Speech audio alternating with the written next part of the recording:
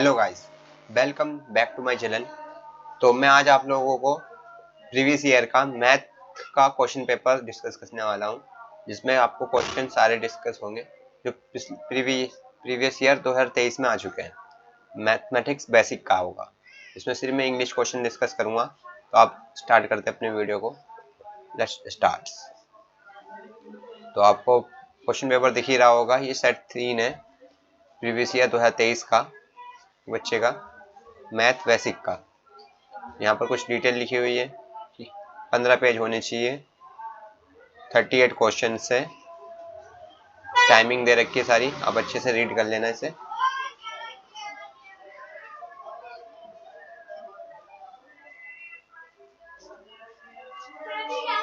सारी डिटेल लिखी रखी है। 1 से 18 तक के ऑप्शन वाले क्वेश्चन है, 19-20 वाले है, 21 से 25 है। ये सारे क्वेश्चन के मार्क्स लिखे हुए हैं, इनके आगे लिखे देंगे। तो यहाँ से स्टार्ट होता है पार्ट ए का क्वेश्चन नंबर 1। इसमें पहला क्वेश्चन है आपका, के का मान जिसके लिए समीकरण 3x माइनस वाई प्लस 8 बराबर 0 और 6x के वाई प्लस 16 बराबर 0 निरूपित रेखा संपाती है। पहला क्वेश्चन है आपका, ये चैप्टर नंबर 4 से है। ऐसे सेकंड क्वेश्चन है, त्रिज्या 5.2 सेंटीमीटर के एक वृत्त पर ए बी तथा सी डी दो समांतर स्पर्श रेखा है, इस स्पर्श रेखाओं के बीच की दूरी ज्ञात कीजिए। तीसरा क्वेश्चन, द्विघात बहुपद जिसके शून्यांक -3 और 4 है हो तो संख्या क्या होगी। ऑप्शन इसमें दे रखा है, A1, B2, C3, D3 से अधिक।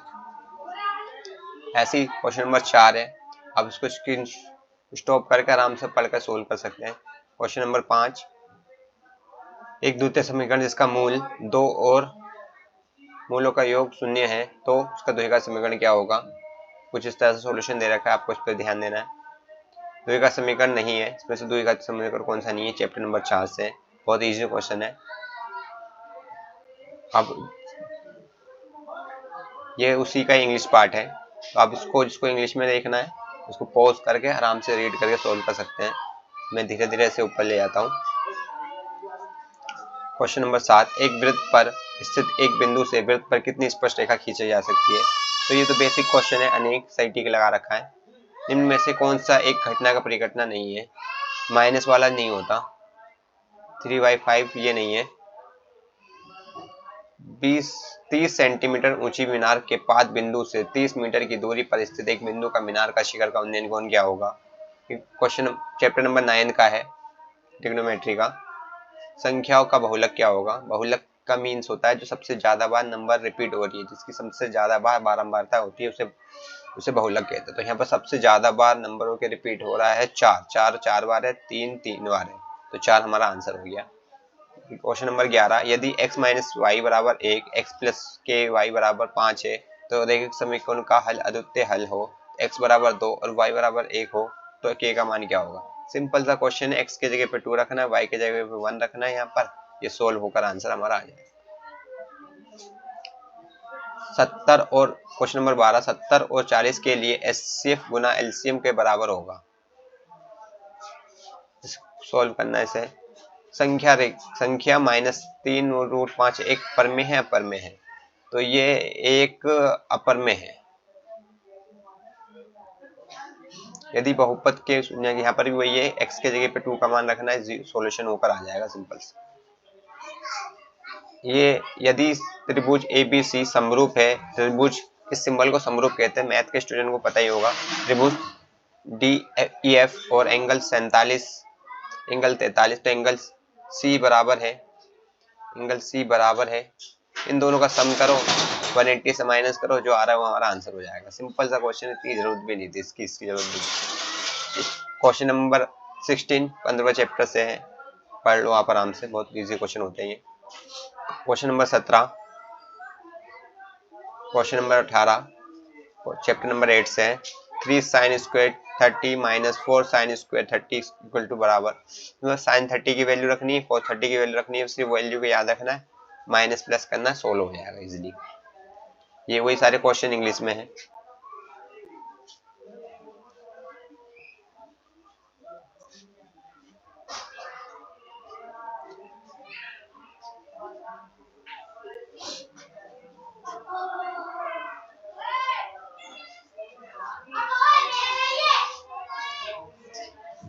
Question number 21।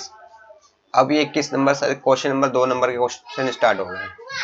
2 नंबर के क्वेश्चन ये सारे स्टार्ट हो गए। इसमें अब आपको 2 नंबर का पहला क्वेश्चन है 21 का ए, द्विघात समीकरण के लिए व्युत्क्रम कर। व्युत्क्रम कर मतलब डी। फोर्थ चैप्टर में हमने डी बराबर बी स्क्वायर माइनस 4ए पढ़ा था, उसके लिए ए है, वो वाला फॉर्मूला लगा इसको सॉल्व कर सकते हैं। अब बच्चे हिंदी वाले मीडियम वाले ध्यान दें कि जो डी होता है हमारा, डी चौथे चैप्टर वाला द्विघात सूत्र, द्विघात समीकरण वाला व्युत्क्रम को डी कहते हैं।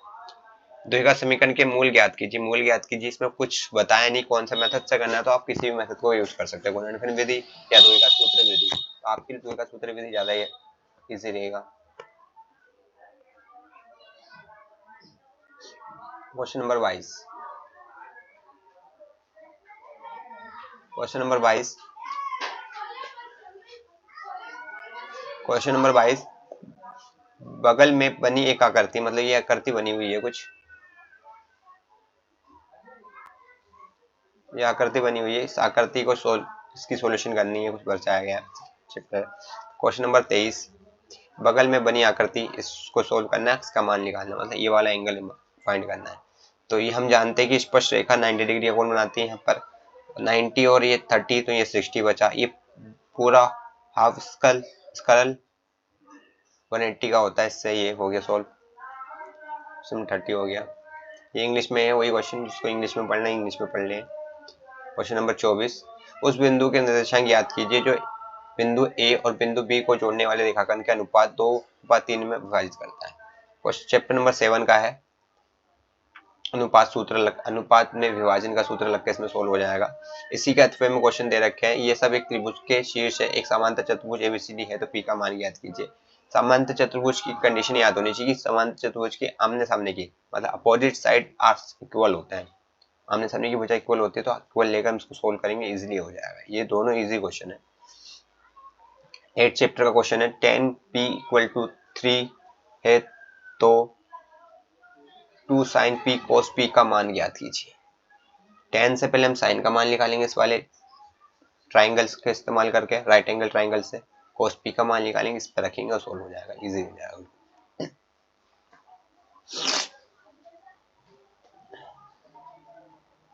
अगर बच्चे इसके सॉल्यूशन भी चाहते हैं तो हम कमेंट में मुझे लिखे सॉल्यूशन सर, तो इसका सॉल्यूशन निकाल कर भी उसकी वीडियो लेकर आऊंगा। और मेरे चैनल को सब्सक्राइब जरूर करें, ऐसे ही मेरी वीडियो को लाइक और सब्सक्राइब करते रहें। तो आगे क्वेश्चन बढ़ते रहते हैं। क्वेश्चन नंबर 26, सिद्ध कीजिए कि ये इक्वल है, 8 चैप्टर का है। क्वेश्चन नंबर 27, एक निष्पक्ष सिक्का 2 बार उछाला गया है, प्रत्येकता ज्ञात कीजिए। 2 बार उछालने पर कितनी उसकी चांस पॉसिबिलिटी बनती है, मतलब प्रत्येकता का संभावना कितना होता है, 4 बार होता है। बहुत इजी को, कम से कम एक जीता है, मतलब 1/4। केवल एक पट प्राप्त हो, 1/4। अधिक से अधिक 2 चित प्राप्त हो, 2/4, 3/4। इजी क्वेश्चन है, सारे देख लेना आप।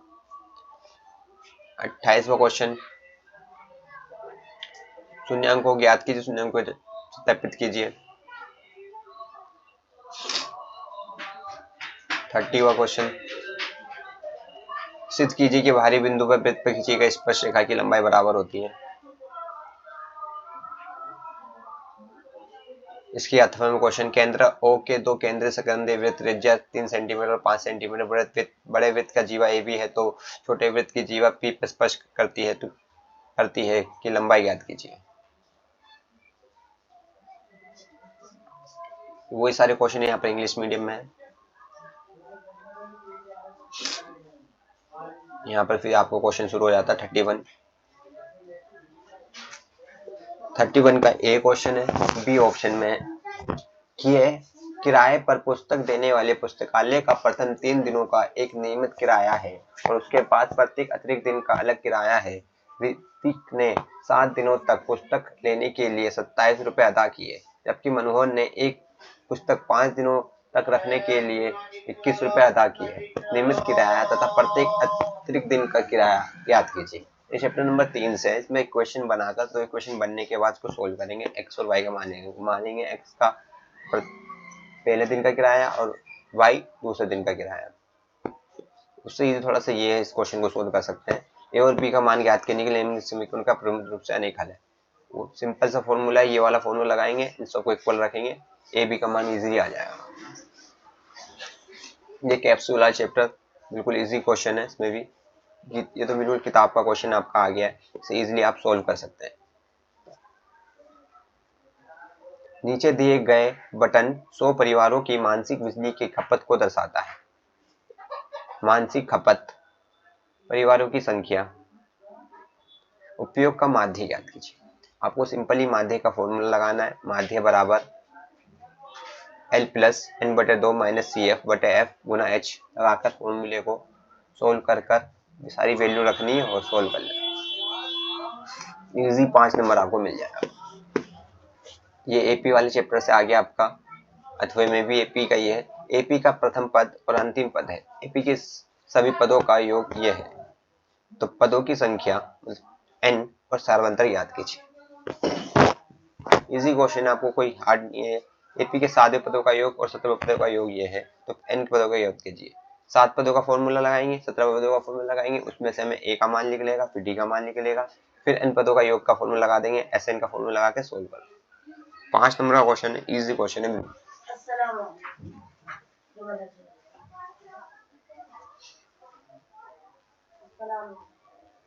वही सारे क्वेश्चन आपके यहाँ पर इंग्लिश फॉर्मेट में है। आप जिस बच्चे को इंग्लिश फॉर्मेट में चाहिए, पॉज करके पढ़कर आप उसको सोल्व कर सकते हैं। और मेरे चैनल को सब्सक्राइब जरूर करें। और बच्चों, आपको अगर इसका सॉल्यूशन चाहिए तो मेरे को कमेंट बॉक्स पर सर आंसर लिखें और लाइक जरूर करें।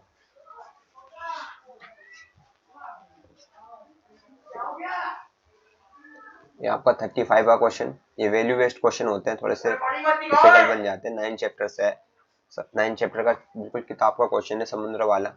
हमने कौन बन रहा है, 11वां क्वेश्चन है आपका। इसी के अथवा में क्वेश्चन है, ये भी किताब के क्वेश्चन है आपके। भूमि से एक बिंदु में P से 1 मीटर ऊंची भवन का शिखर का उन्नयन कोण 30 है। भवन के शिखर का ध्वज को लहराया गया है और P से ध्वज के शिखर का उन्नयन कोण 45 है। ध्वज की लंबाई और बिंदु की भवन की दूरी ज्ञात कीजिए। यहाँ पर रूट की वैल्यू की, इस पर आपको ध्यान देना है। यहाँ पर रूट की वैल्यू आपको ये पुट करनी है। क्वेश्चन नंबर 36, खुशी अपने जन्मदिन की पार्टी का आयोजन करना चाहती है। स्वास्थ्य के प्रति जागरूक होने के कारण वे पार्टी में केवल फल ही के परोसना का फैसला करती है। वे 36 सेब और 60 केले खरीदती है, उसको एक समान मात्रा में फल देने के लिए लेती है। उपयुक्त जानकारी के आधार पर निम्नलिखित प्रश्न को उत्तर दीजिए। अधिकतम कितने अतिथि खुशी के आमंत्रण कर सकती है? आपको इसका कॉम्बिनेशन बनाकर x और y की वैल्यू से निकालना है। प्रत्येक अतिथि के कितने सेब और केले प्राप्त होंगे?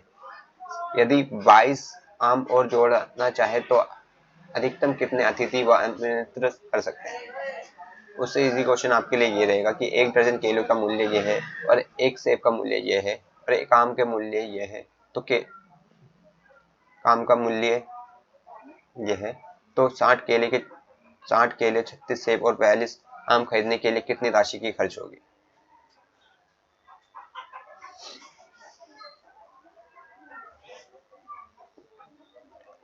क्वेश्चन नंबर 37, नीचे दिए गए चित्र की आकृति को ध्यानपूर्वक दीजिए, प्रश्नों का उत्तर दीजिए। ये आपको वो चैप्टर बिल्कुल ये इसी के पार्ट का इंग्लिश फिर आ गया है। आपको इंग्लिश में पॉज करके सोल्व करके आराम से अपलोड कर सकते हैं, इसे पढ़ सकते हैं। ये आपको कुछ चित्र दे रखा है। चित्र में बताए गए दोनों आकृति परस्पर समरूप है। समरूप के लिए सारी चीजें बराबर होनी चाहिए, चेक कर लेंगे। चित्र में बताई गई आकृति सर्वांग सम है। सिद्ध कीजिए कि सर्वांग समरूप भी होते हैं और परंतु विपरीत नहीं होते हैं। लास्ट क्वेश्चन आपका, लास्ट क्वेश्चन भी पढ़ लेंगे आप उसको।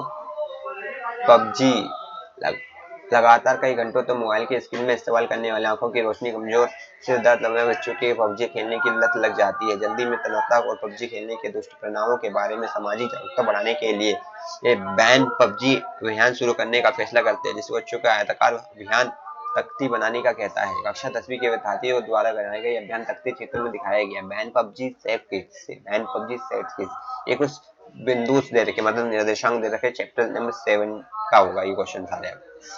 ए सी तथा डी के प्रतिशत बिंदु को निर्देशांक याद कीजिए। ए सी तथा DC के प्रतिशत बिंदु, मतलब यहाँ पर एक बिंदु होगा, उस बिंदु को पॉइंट करना है। तो यहाँ से यहाँ तक की दूरी निकालेंगे, यहाँ से यहाँ तक की दूरी निकालेंगे, यहाँ पर ये कटेगा, इस बिंदु को निकालेंगे। AC की लंबाई ज्ञात कीजिए।